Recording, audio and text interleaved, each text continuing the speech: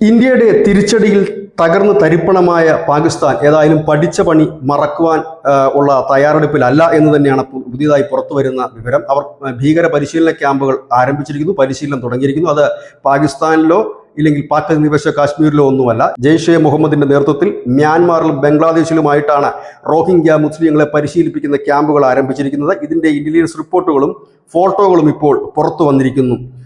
റസോണൈറ്റ് news report അനുസരിച്ച് പാക് അധിനിവേശ കാശ്മീരിൽ ഇന്ത്യയുടെ പ്രത്യാക്രമണത്തിന് മുമ്പ് ബാലക്കോട്ടിൽ റോഹിംഗ്യകളെ സംഘടിപ്പിച്ചുകൊണ്ട് ഒരു ഭീകര പരിശീലന ക്യാമ്പ് നടത്തിയിരുന്നു. ഇതിൽ പഠിച്ചിറങ്ങിയ ഭീകരന്മാരാണ് ഇപ്പോൾ ഈ മ്യാൻമാറിലെ ക്യാമ്പിനും ഒപ്പം തന്നെ ബംഗ്ലാദേശിലെ ക്യാമ്പിനുമൊക്കെ നേതൃത്വം നൽകുന്നത്. പാകിസ്ഥാൻ ഇവരുടെ ഈ ക്യാമ്പുകളുടെ നടത്തിപ്പിനായി 42 ലക്ഷം രൂപയാണ് നൽകിയിരിക്കുന്നത്.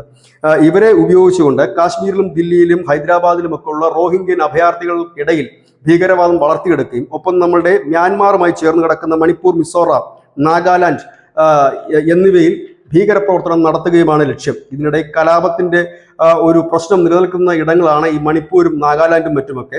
അവിടെ കടന്നു കയറി കുത്തിത്തിരിപ്പുണ്ടാക്കുക, ഒപ്പം തന്നെ ഭീകരവാദ പ്രവർത്തനം നടത്തുക. കാരണം പാകിസ്ഥാനിൽ നിന്ന് ഇനി ഓപ്പറേറ്റ് ചെയ്തു കഴിഞ്ഞാൽ പാകിസ്ഥാന്റെ തന്നെ വലിയ പ്രത്യാക്രമണം നേരിടേണ്ടി വരും. തകർന്ന് ചിലപ്പോൾ തരിപ്പണമായിരിക്കും. അതുകൊണ്ടാണ് മ്യാൻമാറിനും ബംഗ്ലാദേശിനും കേന്ദ്രീകരിച്ച് ഈ നീക്കം നടത്തുന്നത്. ഇതിനിടയിൽ ഇന്ത്യ മ്യാൻമാറുമായിട്ടുള്ള ബന്ധം ശക്തിപ്പെടുത്തിയിരിക്കുന്നു. ഇന്ത്യ, മ്യാൻമാർ, തായ്ലൻഡ് ത്രിരാഷ്ട്ര പാതയുടെ പണി ഏതാണ്ട് പൂർത്തിയായിരിക്കുന്നു. കലാധൻ പദ്ധതി വളരെ വേഗം മുന്നേറുന്നു.